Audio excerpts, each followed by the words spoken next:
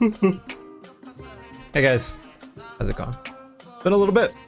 Happy Monday, or whatever day it is now that you're watching this. I cut my hair. Yeah, that's the thing. But we're gonna move on. So I wanted to make a video because I work a full-time job and I don't have all that much time to either stream or make videos or play Marvel Snap, but I still managed to hit something like rank 3,500 or so this season, which is in the top 5,000 players. And I don't even really play that much. I mean, I did a little bit towards the end to try and get the last kind of boost to my rank. After I hit 10k, I started grinding a little bit more. But my point is that I was able to climb quite a bit without playing all that much, and I wanted to share some of the tips that I use specifically related to snapping and the wagering system. I think a lot of people get really caught up on finding the right play lines for their particular deck in terms of improvement, but don't focus enough on the betting aspect of Marvel Snap, which is a really, really important concept and one of the things that sets the game apart from pretty much any other collectible card game out there right now. So I wanted to talk about that and try and go over some basics and maybe some not so basic concepts to help you guys improve and climb faster. So I prepared some tips and tricks, about 5 or 6, and we're gonna get right into it. So tip number 1 is don't care about your rank. Don't give in to the fear. All right, let me paint you a picture. So you lost an 8 cube game, and it really hurts. All the last couple games you've been playing are 1, 2 cubes. You finally get to that 8 cube game and you lose, and man, it sucks so bad. You just never want to lose. It set you back so far. You were almost at like rank 80 or whatever, and gosh, it just hurts. So you vow to yourself you'll never snap again, and you give in to the fear. And what happens is this actually hurts your overall cube game if you are very, very scared to snap. You have to be able to you have to be willing to take risks in this game in order to gain ranks. I'm not saying gamble at all for no reason. We'll get into taking better risks later, but if you care too much about your rank, you will lose out on opportunities and chances to gain cubes. Okay, let me start you out here. What happens if every game of Marvel Snap is worth 8 cubes? Your wins are 8 cubes and your losses are 8 cubes. This is essentially the same as if all of your wins are worth 1 cube and all of your losses are worth 1 cube.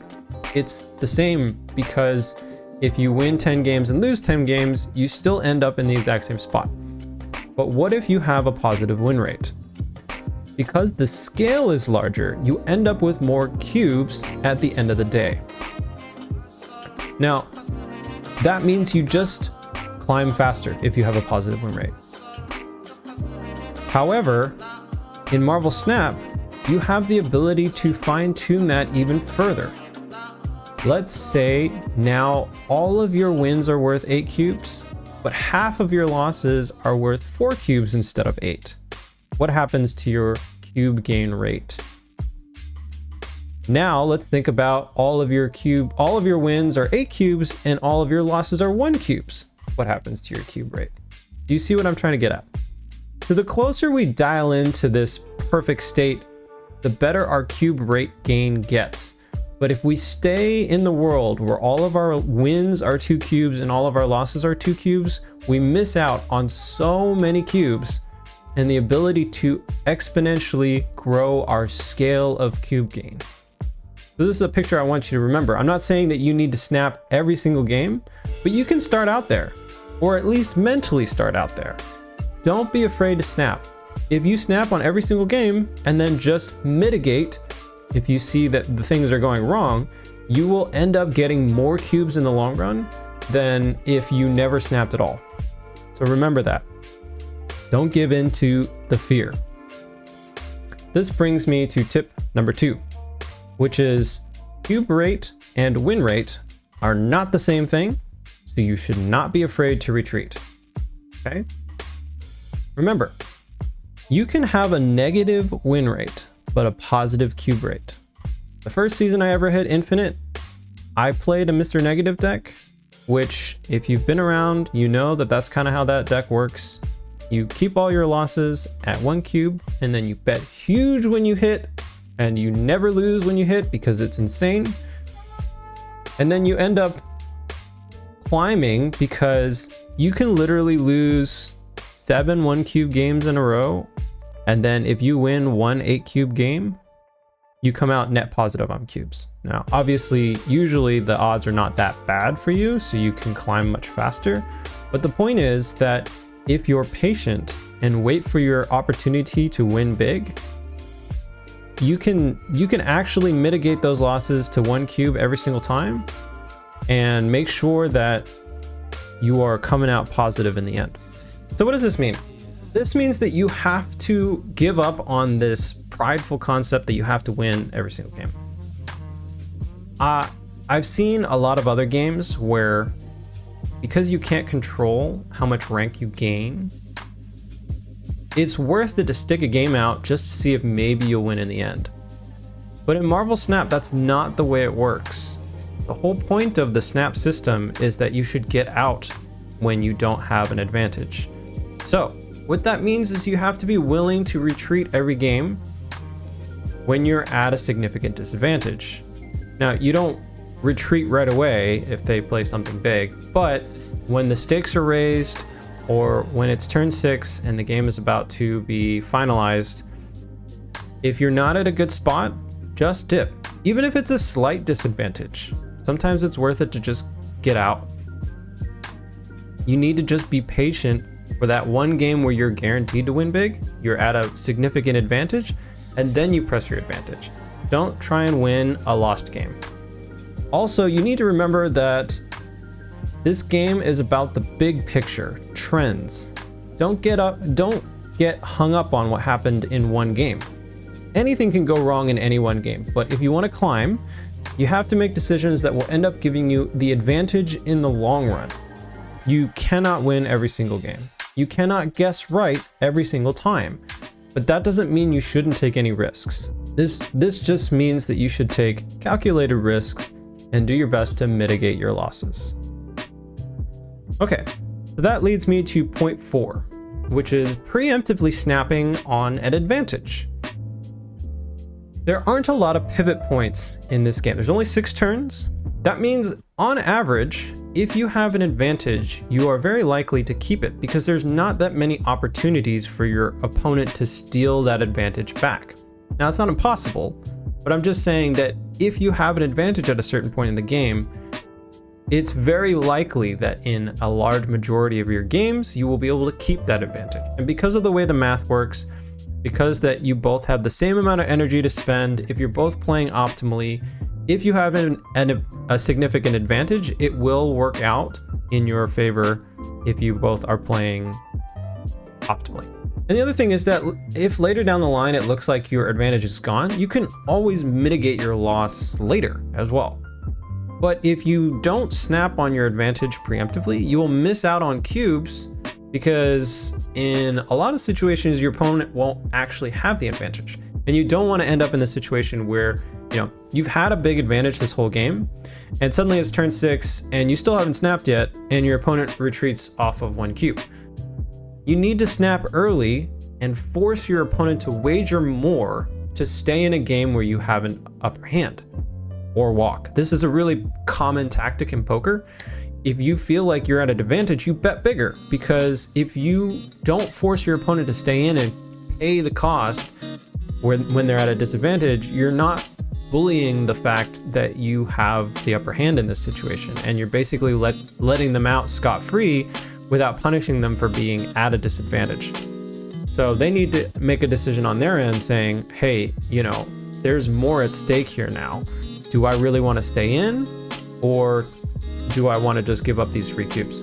So snap early when you have an advantage, preferably before your opponent sees that you have an advantage. But even if they do see that you have an advantage, it's actually okay to still snap. And that leads me to my next point, which is take the win. This is another common tactic in poker. If you feel like you have a clear advantage, don't be afraid to force your opponent to ante up. Small gains like this are super worth because one, they save you time. You force them out early and you get your cubes and you start another game. That's more cubes for you. And two, you mitigate the risk of future loss. Even though you have a clear advantage at a certain point in the game, there's always the possibility that you get screwed somehow. You draw poorly, or luck doesn't go your way, something happens to screw you over. If you force them to walk and you take that win, you erase all the possibilities and guarantee that in this situation you get your cubes, so you mitigate that future loss. So these are all really important points to remember. Concepts around snapping and concepts around how you force your opponent to pay up, bet more when you're at an upper hand, and when you're not at an upper hand, just be okay with walking away from the game. These are all pretty basic concepts, but important ones to keep in mind, because when combined with optimal play, this is how you maximize your cube game. The last tip I have is a pretty straightforward one, but I think one that people often overlook, which is you just gotta invest the time to learn to play the game. You gotta learn your deck, you gotta learn your win conditions, you gotta learn other decks and what play patterns they have. This all comes with time, and if you don't ever invest time, you're not gonna be able to improve. So what does that look like? That means pay attention while you play. Don't just mindlessly grind out games. Look at what's in your hand. Look at what wins you games. Maybe you can tweak things based on the meta. You know, I've had situations where, you know, I love Shang-Chi, but he sat in my hand 10 games in a row, never got played. And I had to think to myself, maybe I don't need this card in my deck right now because he's just not seeing any play. He's not winning me any games. Maybe I could, you know, 12 card decks is such a small deck. Every slot matters. You can't afford to have any dead cards in your hand. So pay attention. Watch other people play your deck, watch guides, learn about other decks and play patterns. I mean, the more you can identify your opponent's game plan, the better off you're going to be. You know, if you're playing against a high Evo deck, okay, you know that on turn 6 they want to play Hulk or Goliath. So maybe don't play your Dr. Doom on top of Angela because they know that you want to play your Dr. Doom. And where are you going to play your Dr. Doom? Probably on top of Angela. So you play your Dr. Doom on another lane and the Angela doesn't get the extra 2, but Goliath doesn't eat your Dr. Doom. That's a pretty big win. You don't get to make plays like that if you're not paying attention to what you want to do, what they want to do, stuff like that. So again, it takes time to invest into anything, any skill you want to get better at. And I imagine that if you're watching this video, you're probably already trying to invest some amount of time into getting better. So kudos for that. And I wish you best of luck. Hopefully these tips are helpful to you. They're definitely things that I implement to my games all the time. And best of luck out there on the ladder. If you enjoyed this video, feel free to leave a like, subscribe, comments, whatever. I'd love to hear your feedback. Yeah, cool. Thanks for hanging out, guys. I will catch you guys next time.